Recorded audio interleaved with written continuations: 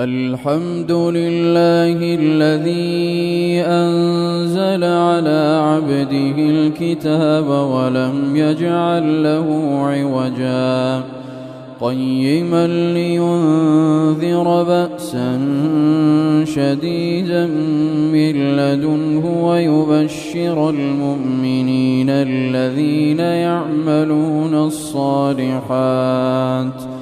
ويبشر المؤمنين الذين يعملون الصالحات أن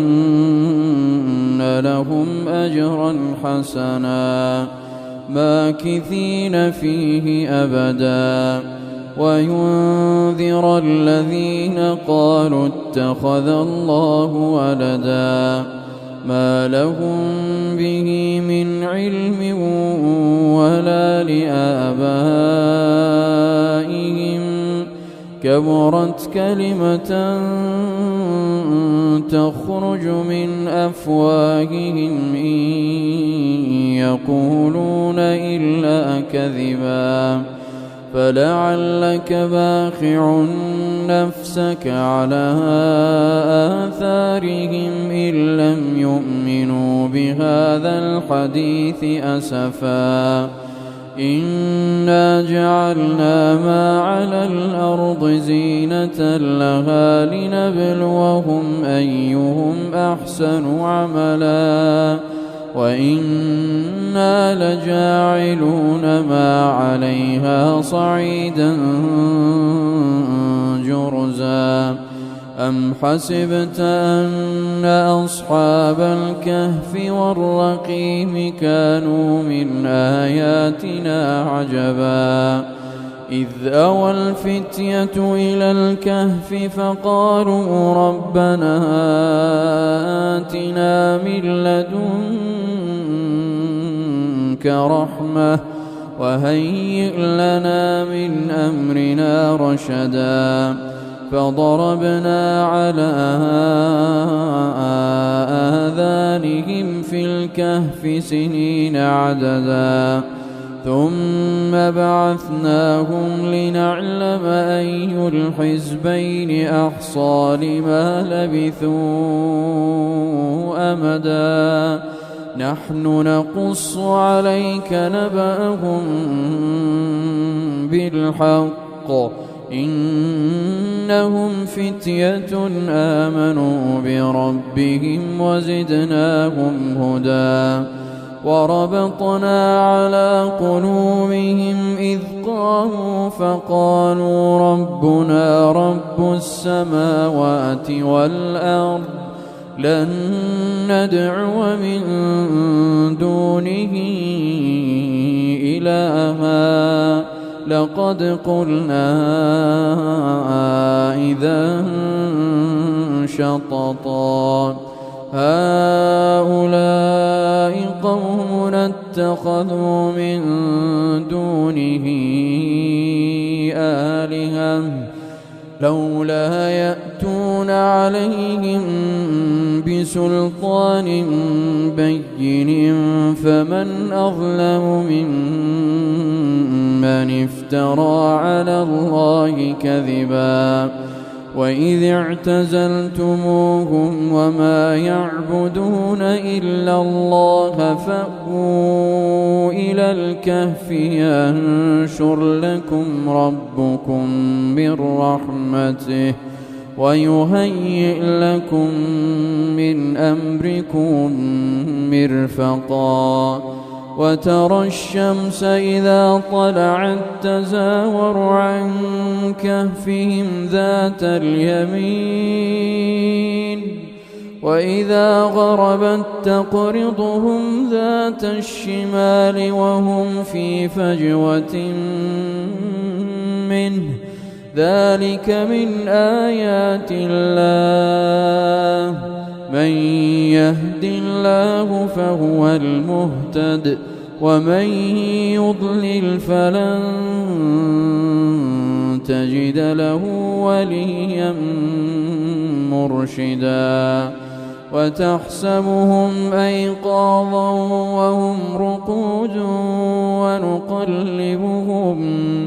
ونقلبهم ذات اليمين وذات الشمال وكلبهم باسط ذراعيه بالوصيد لو اطلعت عليهم لوليت منهم فرارا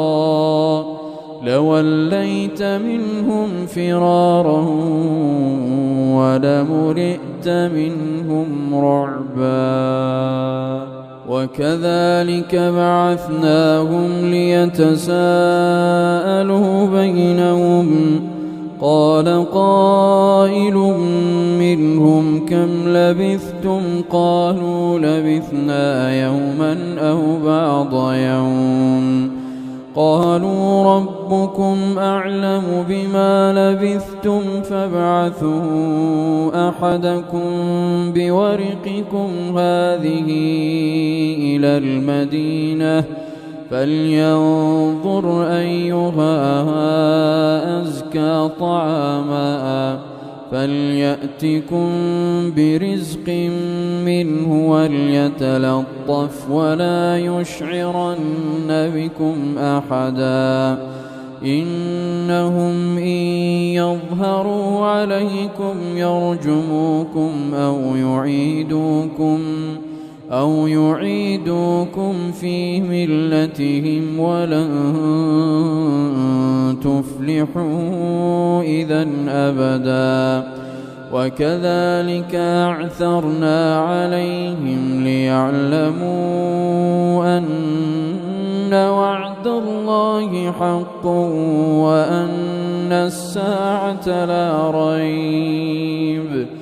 وأن الساعة لا ريب فيها إذ يتنازعون بينهم أمرهم فقالوا ابنوا عليهم بنيانا ربهم أعلم بهم قال الذين غلبوا على أمرهم لنتخذن عليهم مسجدا سيقولون ثلاثة رابعهم كلبهم ويقولون خمسة سادسهم كلبهم رجما بالغيب ويقولون سبعة وثامنهم كلبهم قل ربي أعلم بعدتهم ما يعلمهم إلا قليل فلا تمار فيهم إلا مراء ظاهرا ولا تستفت فيهم منهم أحدا ولا تقولن لشيء إني فاعل ذلك غدا إلا أن يشاء الله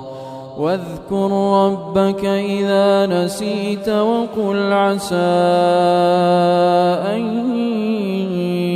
يهديني ربي لأقرب من هذا رشدا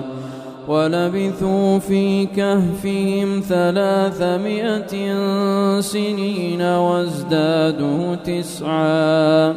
قل الله أعلم بما لبثوا له غيب السماوات والأرض أبصر به وأسمع ما لهم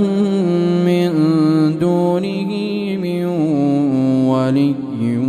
ولا يشرك ما لهم من دونه من ولي ولا يشرك في حكمه أحدا واتل ما أوحي إليك من كتاب ربك لا مبدل لكلماته ولن تجد من دونه ملتحدا واصبر نفسك مع الذين يدعون ربهم بالغداة والعشي يريدون وجهه ولا تعد عيناك عنهم تريد زينة الحياة الدنيا ولا تطع من أغفلنا قلبه عن ذكرنا واتبع هواه وكان أمره فرطا وقل الحق من ربكم فمن شاء فليؤمن ومن شاء فليكفر إنا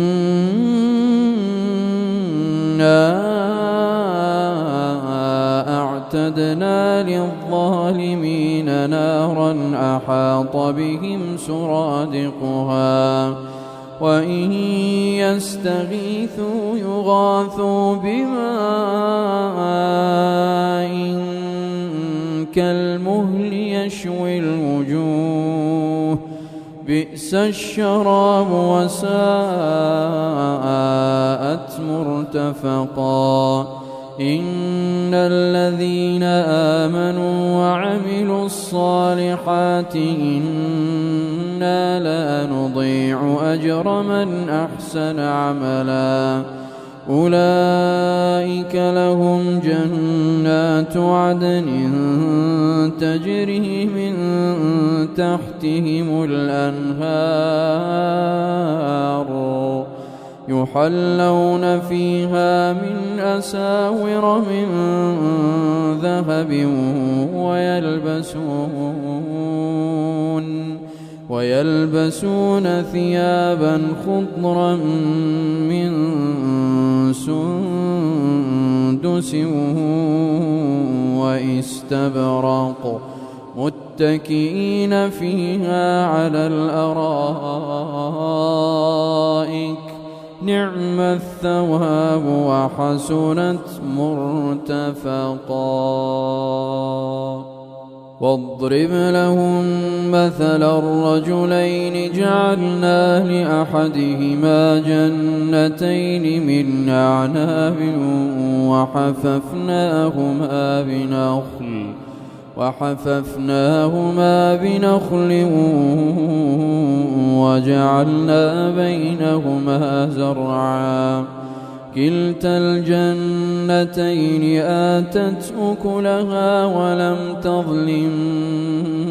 منه شيئا وفجرنا خلالهما نهرا وكان له ثمر فقال لصاحبه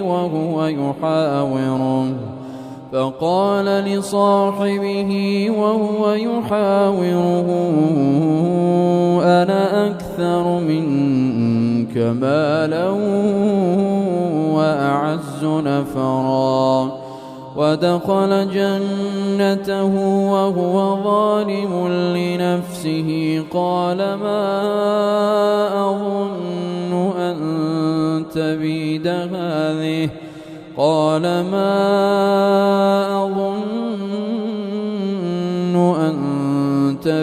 هذه أبدا وما أظن الساعة قائمة ولئن رددت إلى ربي لأجدن خيرا منها منقلبا قال له صاحبه وهو يحاوره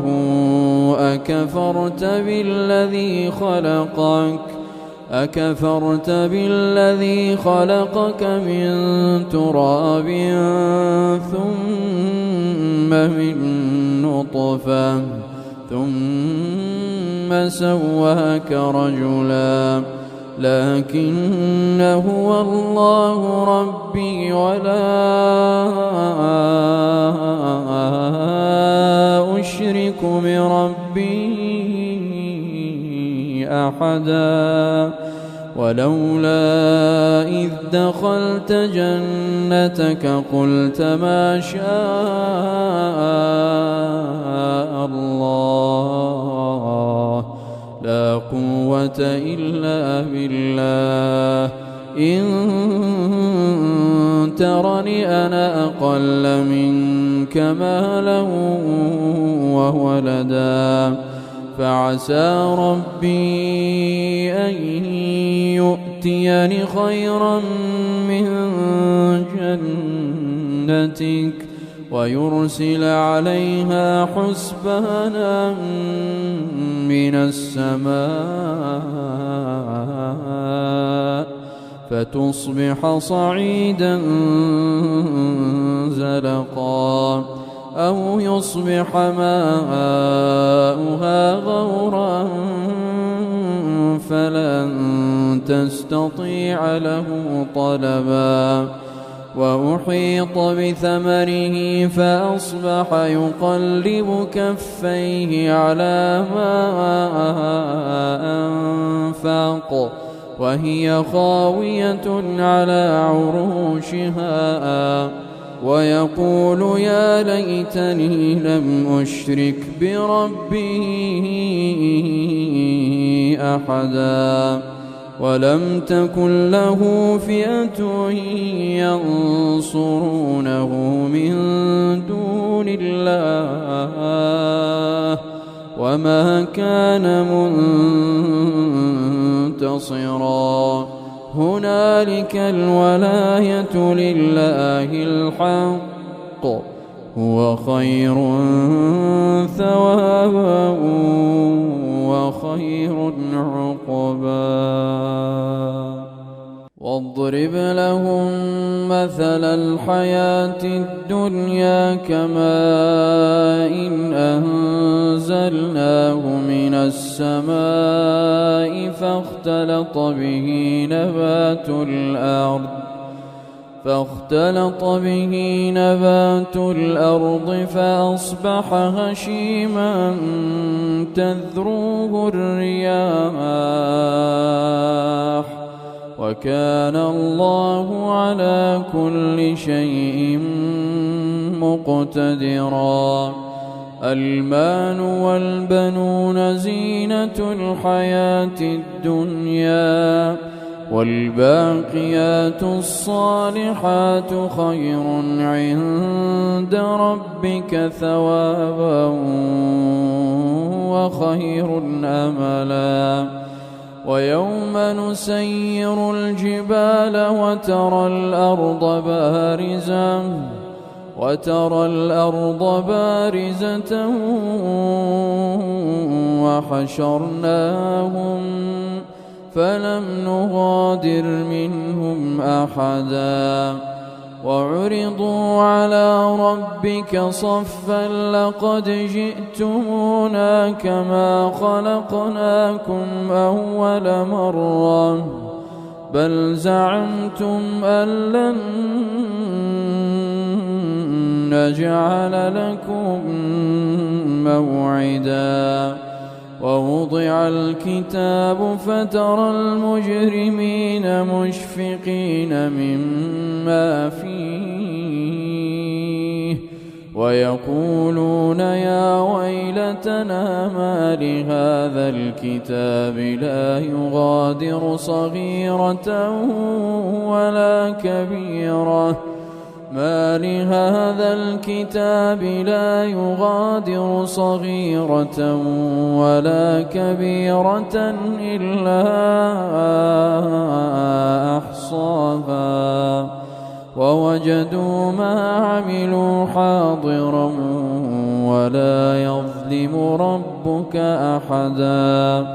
وإذ قلنا للملائكة اسجدوا لآدم فسجدوا إلا إبليس كان من الجن ففسق عن أمر ربه أفتتخذونه وذريته أولياء من دوني وهم لكم عدو بئس للظالمين بدلا ما أشهدتهم خلق السماوات والأرض ولا خلق أنفسهم وما كنت متخذ المضلين عضدا ويوم يقول نادوا شركائي الذين زعمتم فدعوهم فلم يستجيبوا لهم وجعلنا بينهم موبقا ورأى المجرمون النار فظنوا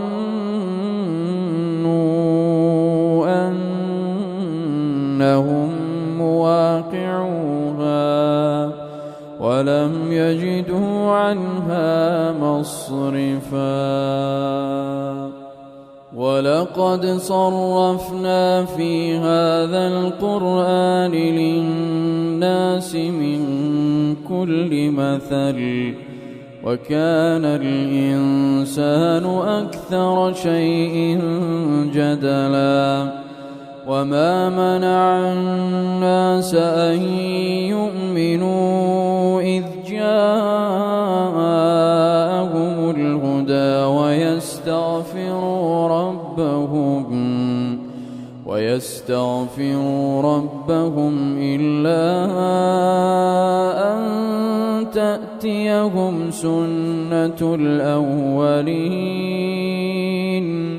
أو يأتيهم العذاب قبلا وما منع الناس أن يؤمنوا إذ جاءهم الهدى ويستغفروا ربهم إلا أن تأتيهم سنة الأولين أو يأتيهم العذاب قبلا وما نرسل المرسلين إلا مبشرين ومنذرين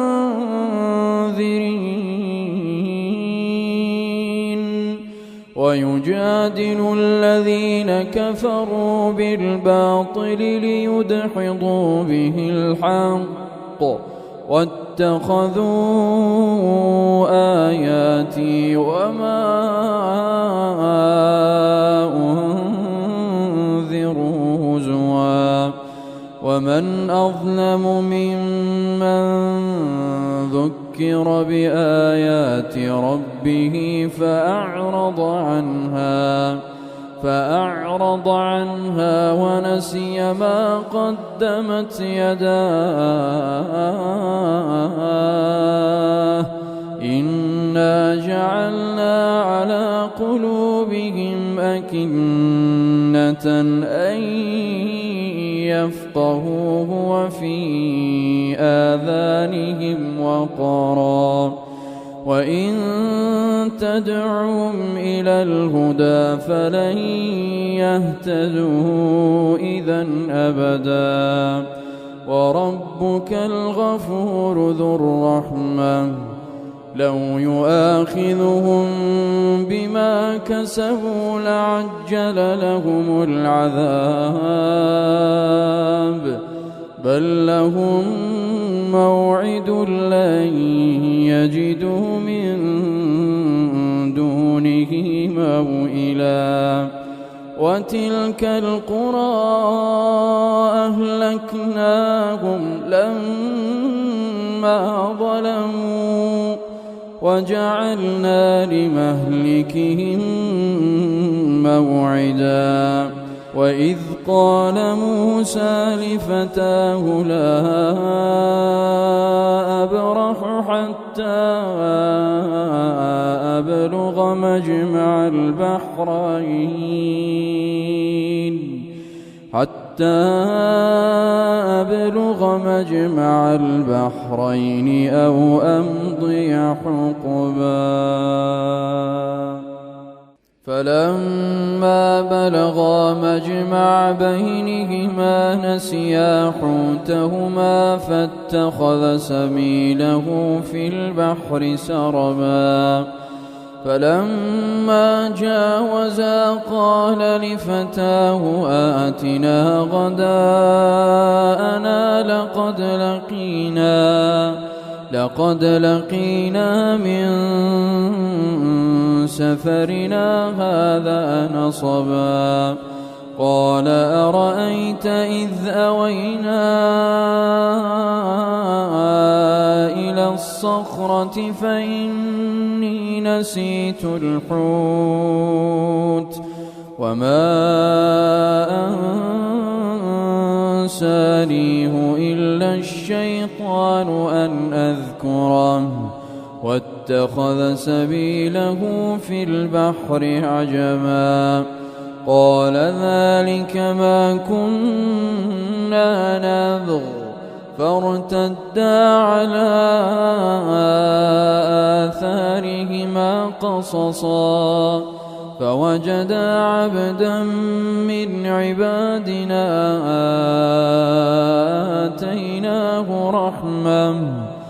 آتيناه رحمة من عندنا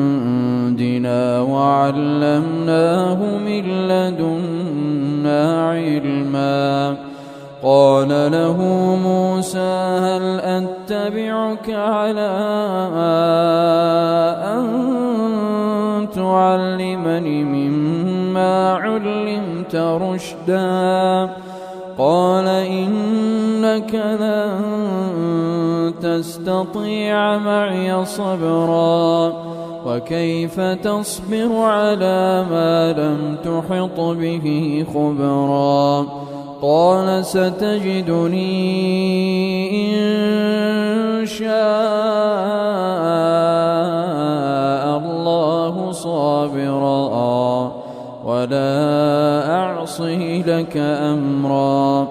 قال فإن اتبعتني فلا تسألني عن شيء حتى أحدث لك منه ذكرا فانطلقا حتى إذا ركبا في السفينة خرقها قال أخرقتها لتغرق أهلها لقد جئت شيئا إمرا قال ألم أقل إنك لن تستطيع معي صبرا قال لا تؤاخذني بما نسيت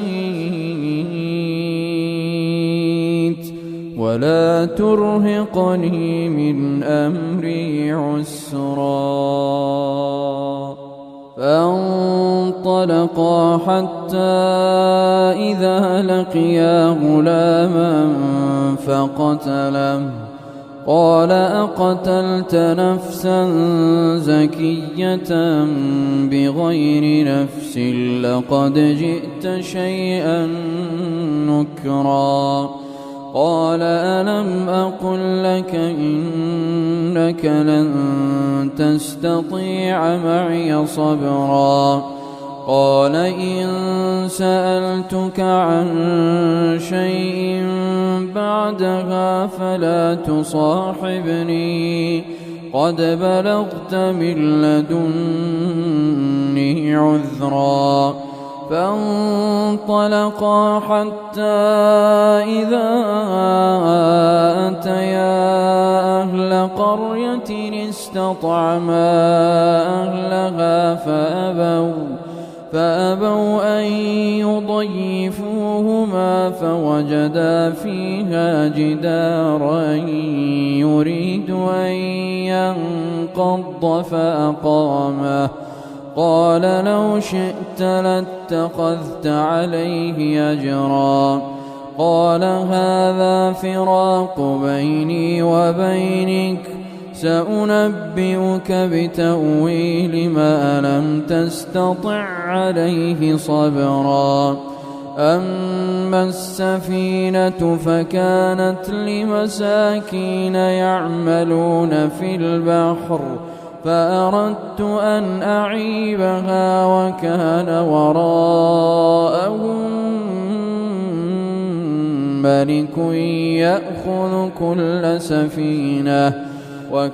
وراءهم ملك يأخذ كل سفينة غصبا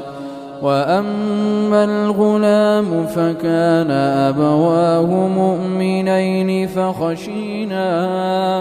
فخشينا أن يرهقهما طغيانا وكفرا فأردنا أن يبدلهما ربهما خيرا منه زكاة وأقرب رحما وأما الجدار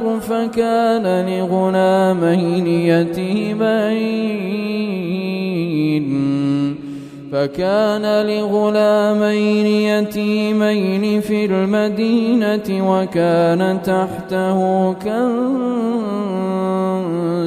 لهما وكان أبوهما صالحا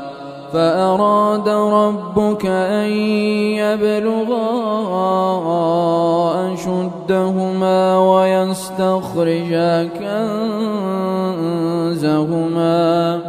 ويستخرجا كنزهما رحمة من ربك وما فعلته عن أمري ذلك تأويل ما لم تسطع عليه صبرا ويسألونك عن ذي القرنين قل سأتلو عليكم منه ذكرا إنا مكنا له في الأرض وآتيناه من كل شيء سببا فأتبع سببا حتى إذا بلغ مغرب الشمس وجدها تغرب في عين حمئة ووجد عندها قوما قلنا يا ذا القرنين إما أن تعذب وإما أن تتخذ فيهم حسنا قال أما من ظلم فسوف نعذبه ثم يرد إلى ربه فيعذبه عذابا نكرا وأما من آمن وعمل صالحا فله جزاء الحسنى وسنقول له من أمرنا يسرا ثم أتبع سببا حتى إذا بلغ مطلع الشمس وجدها تطلع على قوم لم نجعل لهم من دونها سترا كذلك وقد أحطنا بما لديه خبرا ثم أتبع سببا حتى إذا بلغ بين السدين وجد من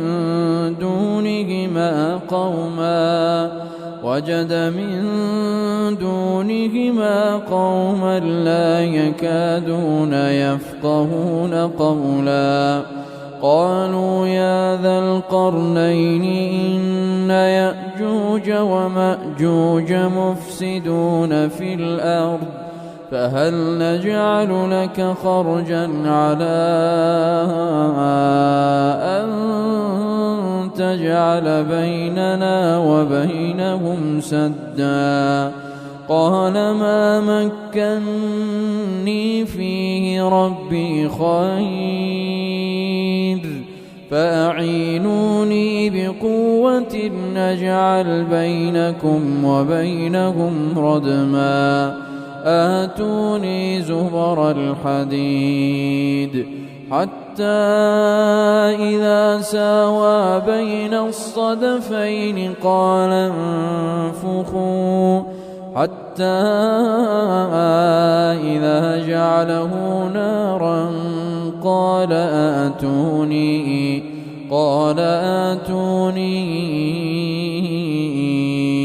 أفرغ عليه قطرا فما استطاعوا أن يظهروه وما استطاعوا له نقبا قال هذا رحمة من ربي فإذا جاء وعد ربي جعله دكاء وكان وعد ربي حقا وتركنا بعضهم يومئذ يموج في بعض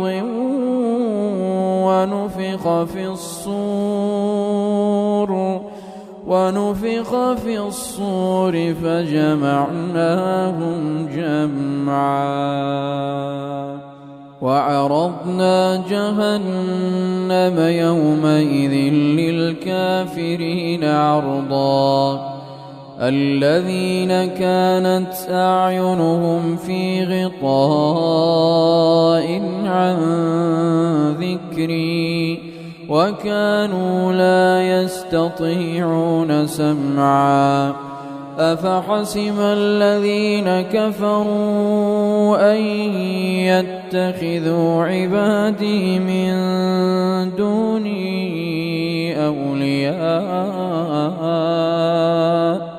إنا أعتدنا جهنم للكافرين نزلا قل هل ننبئكم بالأخسرين أعمالا الذين ضل سعيهم في الحياة الدنيا وهم يحسبون أنهم يحسنون صنعا أولئك الذين كفروا بآيات ربهم ولقائه فحبطت أعمالهم فلا نقيم لهم يوم القيامة وزنا ذلك جزاؤهم جهنم بما كفروا واتخذوا آياتي ورسلي هزوا إن الذين آمنوا وعملوا الصالحات كانت لهم جنات الفردوس نزلا خالدين فيها لا يبغون عنها حولا قل لو كان البحر مدادا لكلمات ربي لنفد البحر قبل أن تنفد كلمات ربي ولو جئنا بمثله مددا قل إنما أنا بشر مثلكم يوحى إلي أنما إلهكم إله واحد فمن كان يرجو لقاء ربه فليعمل عملا صالحا ولا يشرك بعبادة ربه أحدا.